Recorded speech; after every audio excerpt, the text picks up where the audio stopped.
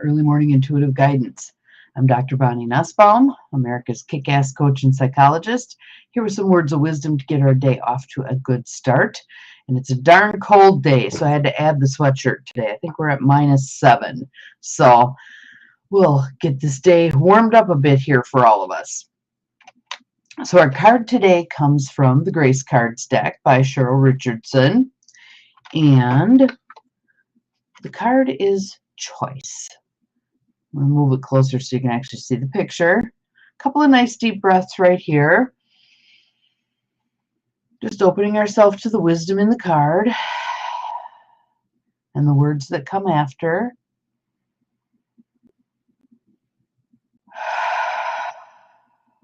And you, my friends, can be a cafeteria consumer, choosing what works for you here and leaving the rest.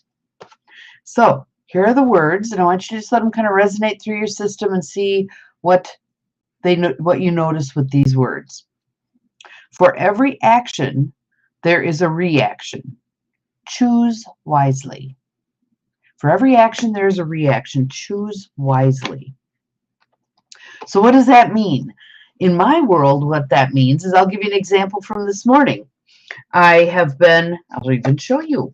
Let me find the cover page here. I have these beautiful journals that someone made for me, and I've been using them for a couple of years now, and I love the pictures on the cover, and I love the flow of these journals.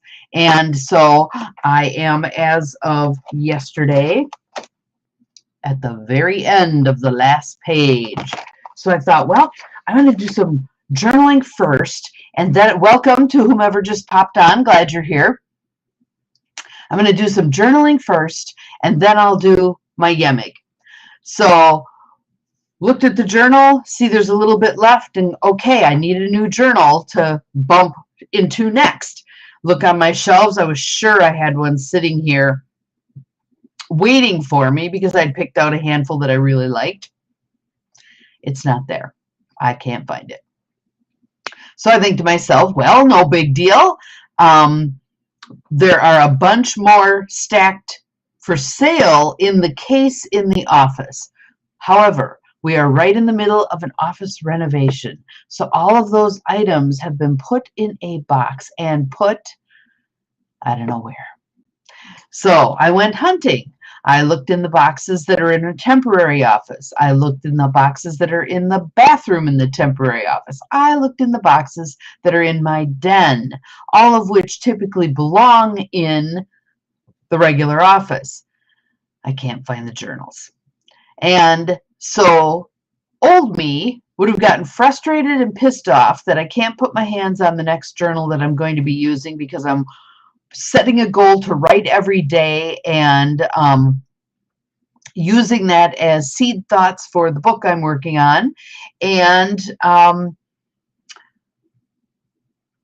so I'm like thwarted. And then I'm going, no, I'm not. No, I'm not.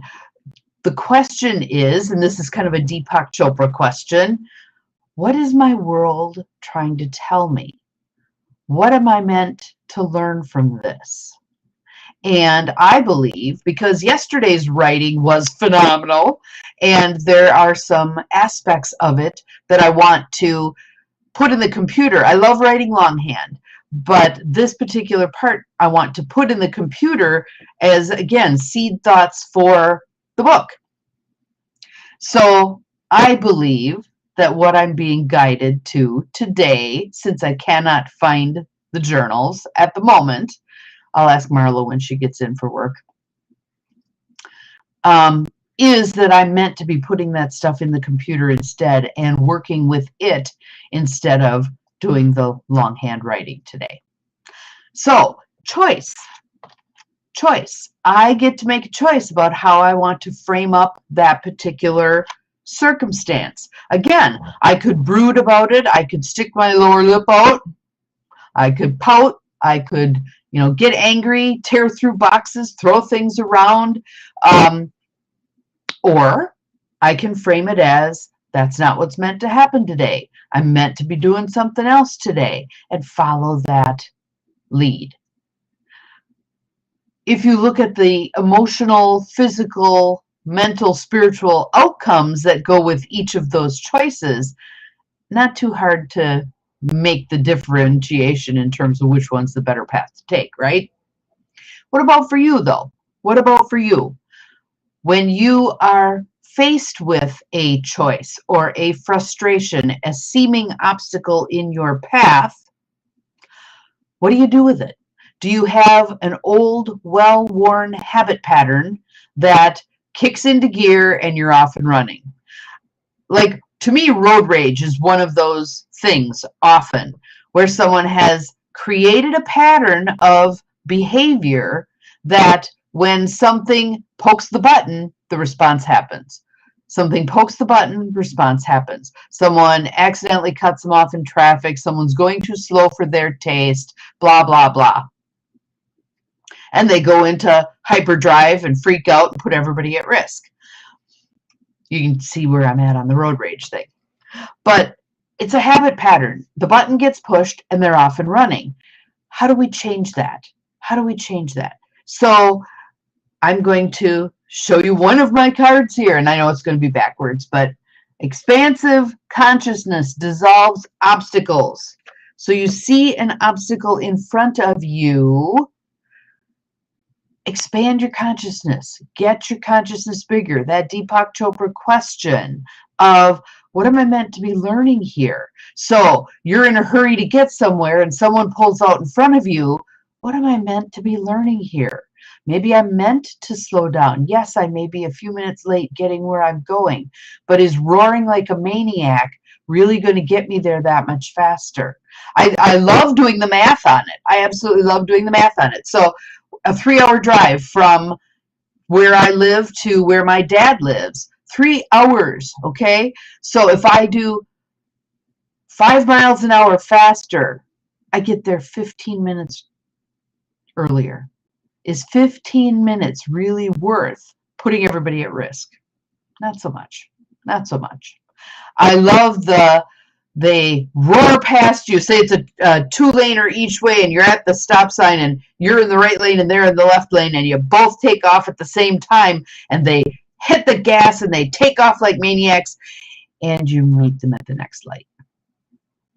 What was the point? What was the point? Burns more fuel? What's the point? But it's thinking a little deeper about some of this stuff, and hopefully we become more planful and make better decisions. So the expansive consciousness thing is so important, I think. Looking beyond what's right in front of our face to see what else might be going on here. What am I meant to learn here? Sometimes in the observer status, when you're watching someone else, it's like, yeah, he ain't getting it. And then you go around and again and again and again with the same lesson because you haven't learned it. You haven't allowed yourself to take the time to learn it.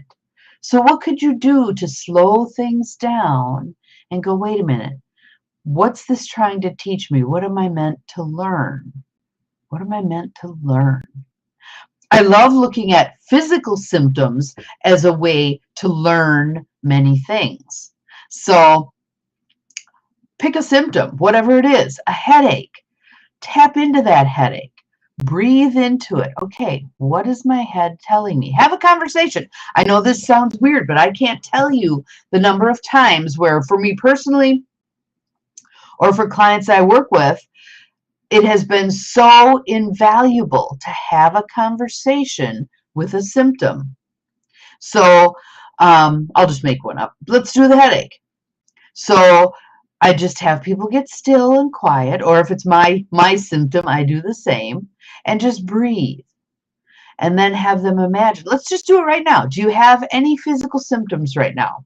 Chronic illness counts, but any physical symptoms, an ache or a pain, let's just do it. As long as we're here, let's just do it. So I want you to close your eyes.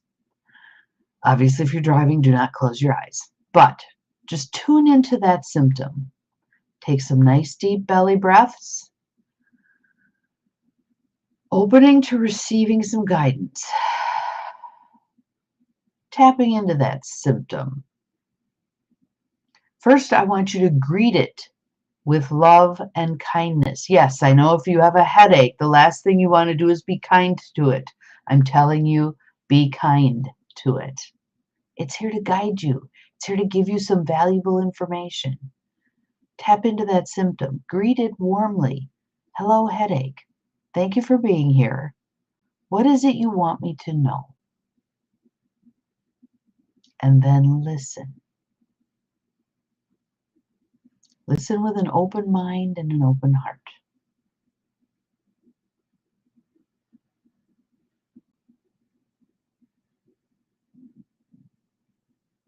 And then go a little deeper. Headache, tell me more about that.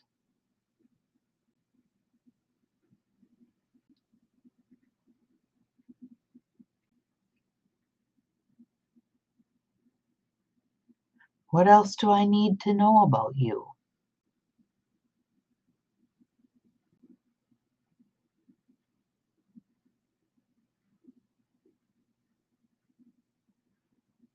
What needs to change so that you feel ready to release me?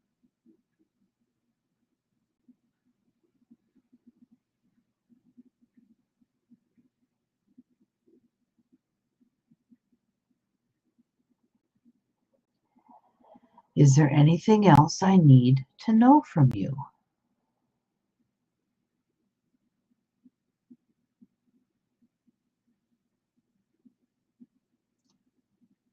And then take another nice deep breath. Let it go. And I want you to notice, is there any difference to that particular symptom? Oftentimes, you just being willing to listen allows it to begin to change.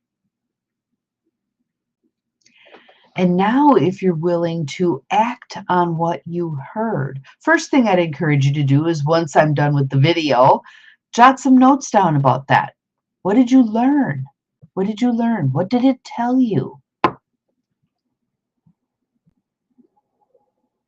If you haven't ever consulted the book, I love this little book, Louise Hay, Heal Your Body.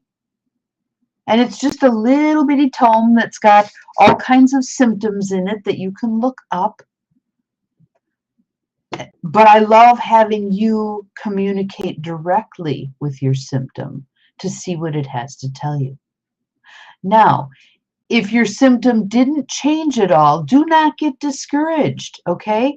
What that is probably about is your physical being, your corporeal being is denser tissue than thought, okay? So it may take a little bit for that denser tissue to catch up in terms of change. Stick with the thought though, stick with the changes, stick with the plan. So I'm just going to make one up here. Let's say that headache told you, I'm tired of all the work. I'm tired of sitting in front of the computer all the time. I'm tired of not having any fun. If that's what your headache told you, what are you willing to commit to?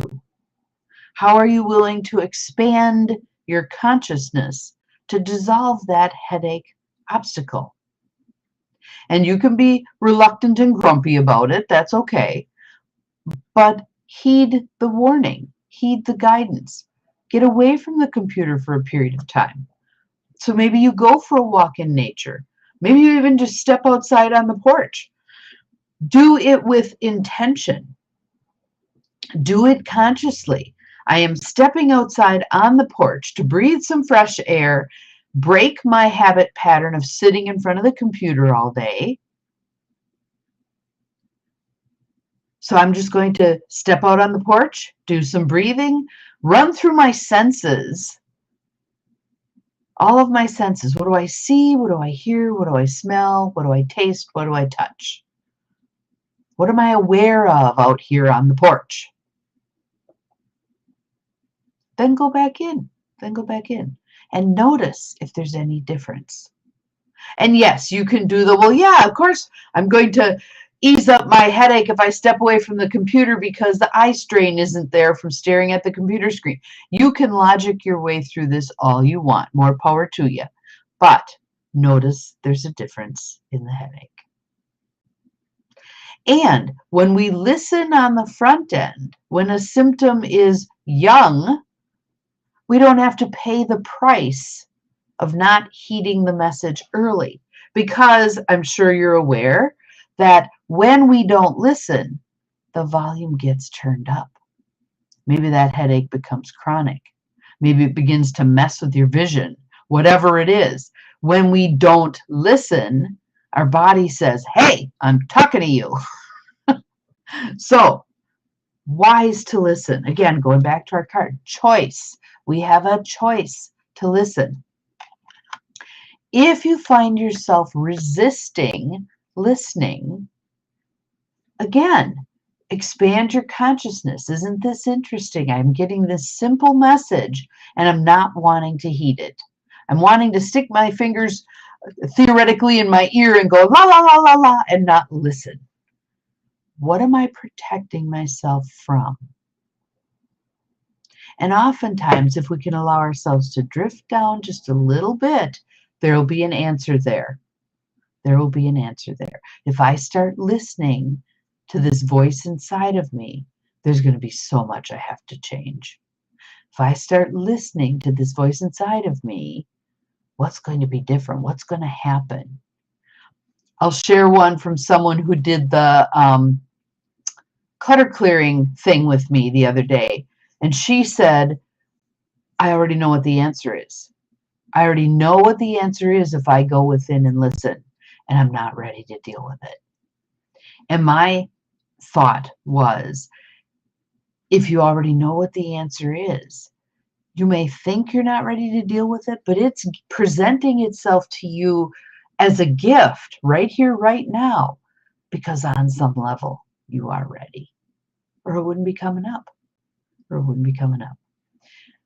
Is it going to be comfortable? Probably not. But again, change occurs. Our growth occurs at that edge of discomfort. So we want to strengthen our discomfort muscle. We want to get a little more comfortable with discomfort. Just a little bit more. Just a little bit more. So push yourself to stay with the discomfort for a short period of time. And notice. Then reward yourself. Yay me, I did it. I stuck with it. I breathed my way through it. I got curious. I allowed the information to come to me. I listened. I made choices based on what I heard. Yay me. Yay me. So that is our card for today. 18 minutes long. I was chatty today. I hope you found something useful here. If you have any comments, please feel free to put them in the feed. I'm still figuring out my way, navigating around, finding all of the places I have these things posted, etc. If you want to communicate with me where you know you're going to get a hold of me, you can always send me an email, bonnie@empowermentandpurpose.com. All little letters, all spelled out, empowermentandpurpose.com. And I wanted to remind you, if you would like to get these videos via email every day, I send it out every day, you can send the word, just send me a little email that says I'd like to receive these. Send the word yes. That's historically what we've done. Send the word yes to bonnie@empowermentandpurpose.com, and we'll add you to the email list, and you will get the YEMIG every day via email. So have an awesome Sunday, everyone. I hope you do go out and stand on your porch and run through your senses and breathe and listen to your body, what symptoms have to tell you. Let's get a whole lot more mindful here. Remember, you're capable of far more than you think you are. See you tomorrow. Bye-bye.